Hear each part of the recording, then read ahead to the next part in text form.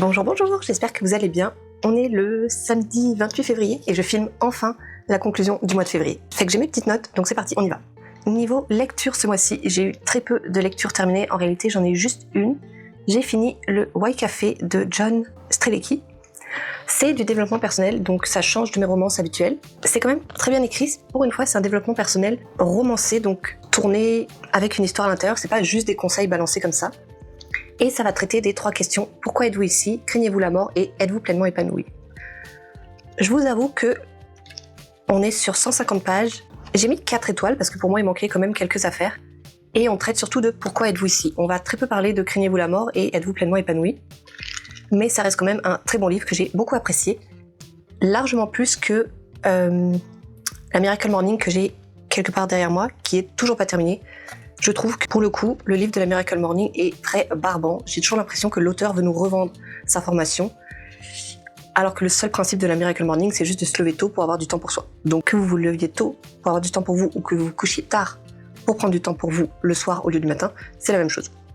Fait que la Miracle Morning, pour moi, c'est un flop, mais celui-ci, oui. Ils ont fait aussi, il y a le tome 2, le retour au Why Café, et un 3e livre aussi, toujours au Why Café. Donc là, en fait, pour la petite histoire qui intègre la phase de développement personnel, on va retrouver John qui doit se rendre chez des amis pour une fête ou quelque chose comme ça, sauf qu'il y a énormément de trafic sur l'autoroute. En plus de ça, il y a un accident. Donc il se retrouve à faire demi-tour sur l'autoroute et à s'enfoncer dans des chemins. Et plus il s'enfonce, plus son essence diminue, moins il croise de voitures et moins il y a d'habitations.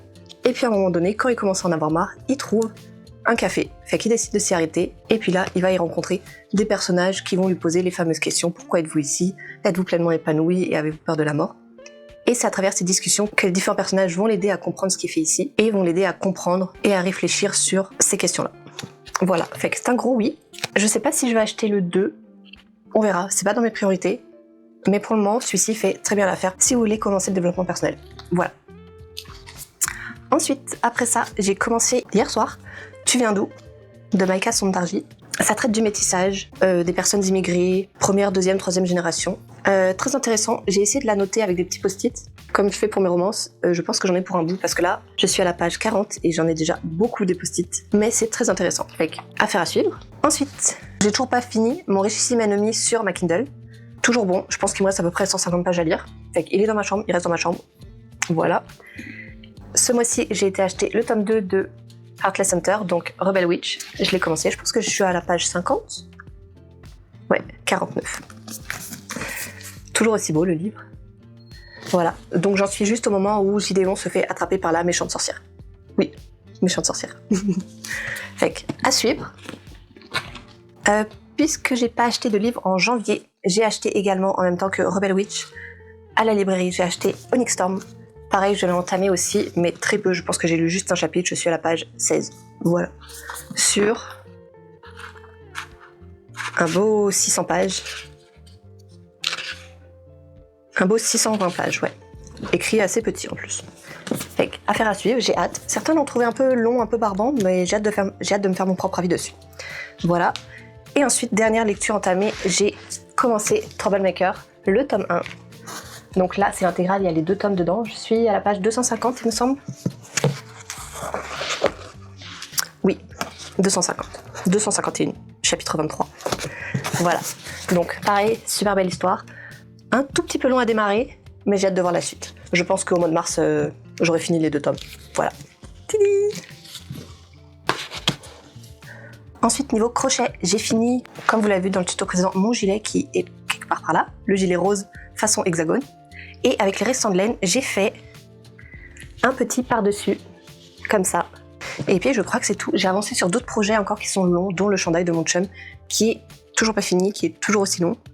Et puis je pense que c'est tout. J'ai pas fait grand-chose. J'ai fait également la petite cravate cœur pour mon chat pour la Saint-Valentin. Puis c'est à peu près tout. J'ai beaucoup lu ce mois-ci, mais j'ai pas fait beaucoup de crochets. Fait qu'on va se rattraper les mois prochains. Mais j'ai beaucoup de projets entamés, par exemple. J'ai le chandail de mon chum qui est bientôt terminé. J'ai un autre chandail blanc en alpaga pour moi. J'ai un dinosaur suit, donc un ensemble pour bébé façon dinosaure, que je vous montrerai aussi.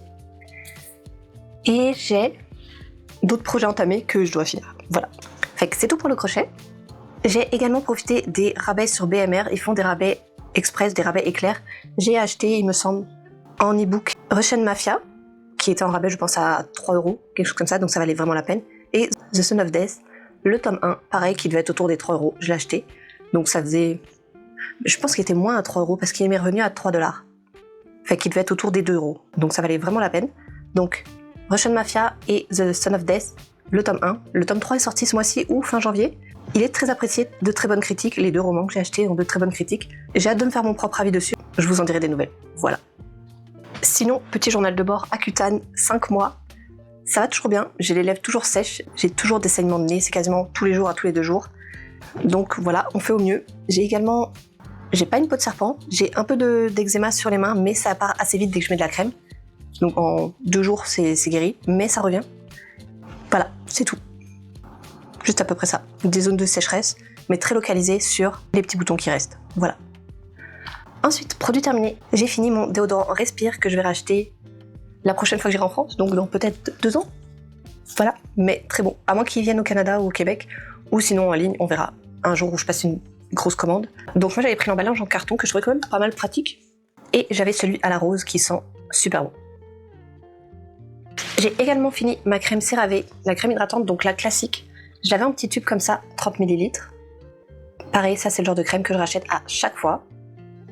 J'ai encore un gros pot de crème à finir, mais dès que j'aurai fini, il est fort probable que je retourne chez CeraVe parce que c'est la marque qui m'a le moins déçue en termes d'hydratation. Voilà, fait à racheter.